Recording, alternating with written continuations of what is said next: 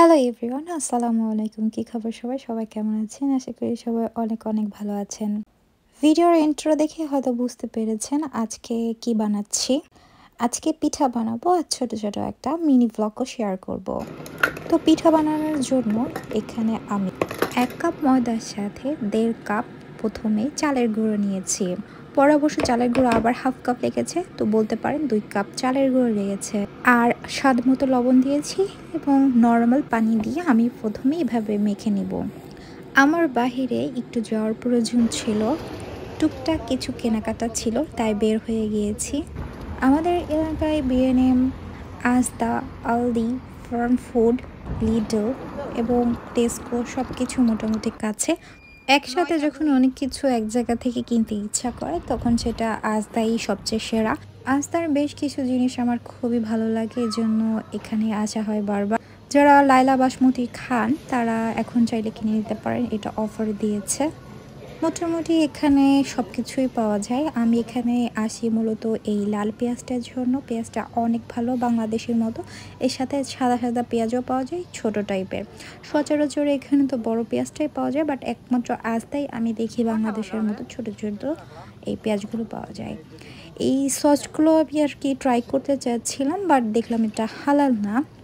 আর এখানে কিন্তু হালাল সেকশনও আছে। এখানে মেরিনেট যে চিকেনটা আছে খুবই আমি আর ফ্রাই করে খেতে খুবই ভালো।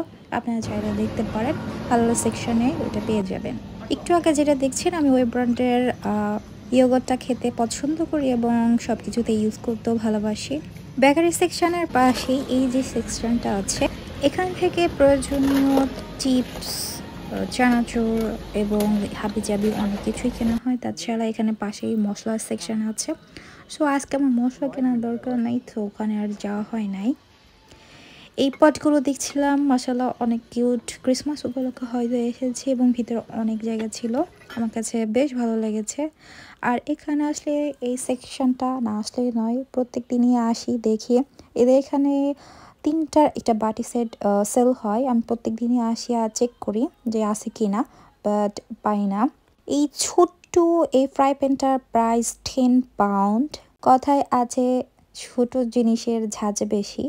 দেখতে অনেক কিউট হলেও প্রাইস অনেক। এবং ছোট আরেকটা দেখলাম, এটার দাম 8 পাউন্ড। খুবই পিচ্ছি, একটা ডিম হয়তো পোচ করা যাবে এমন ছোট, বাট প্রাইস হিউজ। এখানে বেশ কিছু থিমের জিনিস আসছে। এই যে বড় যে পটটা, এটা আমার কাছে অনেক ভালো লেগেছে। এটা দেখে মনে হচ্ছিল হালিম বানিয়ে রেখে খাওয়া যেতে পারে এরকম আর কি, বাট আমার ঘরে জায়গা নেই এগুলো নিয়ে আমার রাখার, খুবই সংকট। সো খুবই সুন্দর সুন্দর সাদা কালার, রেড কালার এবং অরেঞ্জ কালার এই জিনিসগুলো এসেছে। উপরে মাশরুম টাইপেরও কিছু জিনিস এসেছে, আমার কাছে কালারটা অনেক ভালো লেগেছে। আর এই থিম জিনিসগুলো সবসময় আসে না, ওরা একটা অকেশন করে এগুলো নিয়ে আসে। আপনাদের যদি ভালো লাগে আপনারা আজদাই যে এগুলো কালেক্ট করতে পারেন। বাট ফ্যান্সি জিনিসের একটা প্রবলেম, এখানে আমার কাছে অনেক ভারী লাগে। সো এগুলো রাফ ইউজ করার জন্য তেমন ভালো না। আমাদের বাজার টাজার করা শেষ, প্রত্যেকবারই আসলে অনেক পরিমাণ বাজার করা হয়। এখানে আরও বেশ কিছু জায়গায় গিয়েছিলাম, বাট সেগুলো ভিডিও করা হয় নাই। এদের কিছু সামার সেকশনের অফার দিয়েছে, চাইলে আপনারা ওগুলো দেখতে পারেন, ড্রেস এবং অন্যান্য কিছু। আমি ওখান থেকে একটা হ্যাট কিনেছি, যেটা 10 পাউন্ড ছিল, অফারে 4 পাউন্ড দিয়েছে। আমার কাছে বেশ ভালো লেগেছে, নেক্সট কোনো ভিডিওতে হয়তো দেখাবো। তো বাসায় চলে এসেছি, পিঠা বানাতে হবে। তো আমি এখানে অল্প একটু পানি নিয়ে এখানে দানাদার গুড় এবং পাটালি যেটা আছে ওটা আমি গ্রেট করে এই গরম পানিতে মিশিয়ে নিব। এই যে গ্রেট করা যে পাটালিটা ছিল ওটা আমি এর ভিতরে দিয়ে দিলাম, দিয়ে এটা লিকুইড করে নিব। এবং এই গরম পানিটা যে ডোটা মেখে ফেলেছিলাম ওই মাখানো ডোর মধ্যে গরম গরম আমি মিশিয়ে দিব। আমি পাটালিটা নিয়েছি বেকটন মার্কেট থেকে, স্মেল অনেক ভালো, চাইলে আপনারা ওখান থেকে কালেক্ট করতে পারেন। এরপর গরম গরম শিরাটা আমি এর মধ্যে ঢেলে দিব। এরপর হুইক্স দিয়ে আমি এটা অনবরত নাড়তে থাকবো। খুব একটা পাতলা করা যাবে না, বা খুব বেশি ঘন করা যাবে না। আর মিষ্টির ব্যাপারটা হচ্ছে আপনাদের প্রেফারেন্স, আপনি যদি কম মিষ্টি খান কম দিবেন, বেশি মিষ্টি খাইলে বেশি দিবেন। তবে বেশি মিষ্টি দিলে তেমন আর কি পিঠা ফোলে না। ওকে, টেক্সচারটা কেমন হবে একটু দেখিয়ে দিই আপনাদেরকে। ঠিক এই পরিমাণ, মানে মোটামুটি গায়ে লেগে থাকবে, একটা দাগ দিলে সহজে আজকে মিশবে না এমনটা। আমাদের এখানে একটা শপ বন্ধ হয়ে যাচ্ছে, তো ওখানে কিছু কিছু পাতিল আছে এবং সব জিনিসে সেল দিয়েছে। নতুন আমি ওখান থেকে একটা পাতিল কিনেছি, সেই পাতিলটাই ফার্স্ট টাইম আমি পিঠাটা বানাবো। আমি অনেক এক্সাইটেড। চলুন দেখা যাক পিঠাটা কেমন হচ্ছে। প্রথমে পর্যাপ্ত পরিমাণ তেল দিব, যেটা ডুবো তেল বলা হয়, এবং এটা পর্যাপ্ত পরিমাণে আমি গরম করে নিব। এরপর টেস্ট করার জন্য অল্প একটা ফোঁটা দিয়ে দেখব এটা প্রপার হয়েছে কিনা। দেখতেই পাচ্ছেন সঙ্গে সঙ্গে উপরে উঠে গেছে, মাশাআল্লাহ। এটা তেলটা গরম হয়ে গেছে, এখন আস্তে আস্তে করে আমি এটা ছাড়বো। বিসমিল্লাহ বলে প্রথমটা দিয়ে ফেলেছি। আমি জানি না এটা ফুলবে কি ফুলবে না, কারণ একবারে যে পারফেক্ট হবে এমন কোনো মানে নাই।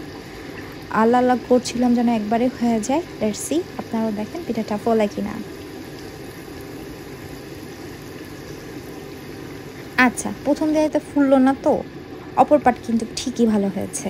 আসলে এটা আপনাদের হইতেই পারে। আমি চাইলেই ওইটা স্কিপ করতে পারতাম, বাট তার থেকে তো আর কিছু শেখা যাইত না। আসলে আমি পরবর্তীতে একটুখানি চালের গুঁড়ো অ্যাড করেছি, মাশাআল্লাহ পরে পিঠাগুলো পারফেক্ট হয়েছে। আপনাদেরও যদি কোনো প্রবলেম হয় এরকম, একটু লিকুইডই করে নেবেন অথবা একটু পাউডার অ্যাড করবেন, ইনশাআল্লাহ আপনাদের পিঠাটা পারফেক্ট হবে। আমার হয়েছে, আপনাদেরও হবে। অবশ্যই ট্রাই করা লাগবে বারবার, ইনশাল্লাহ আস্তে আস্তে হবে। আপনাদের যদি আমার এই পিঠার রেসিপিটা ভালো লাগে অবশ্যই লাইক, কমেন্ট এবং শেয়ার করতে একদমই ভুলবেন না। এবং আপনাদের প্রত্যেকটা কমেন্ট এবং প্রত্যেকটা শেয়ার আমার ইন্সপায়ারেশন। সো নেক্সটে কেউ যদি কোনো কিছু দেখতে চান, কোনো পিঠার ভিডিও বা অন্য কোনো রেসিপি, অবশ্যই চেষ্টা করব আমি সেটা বানানোর। দেখতেই পাচ্ছেন পিঠাগুলো কত সুন্দর এবং পারফেক্টভাবে দুই পাশে ফুলে যাচ্ছে।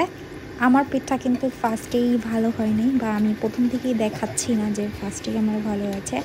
আমার নতুন সংসার, আমি নতুন রাঁধুনি, নতুনভাবে সব কিছু শিখছি এবং আপনাদেরকেও বলছি আমি কিভাবে কি ভুল করছি এবং কিভাবে কি করছি।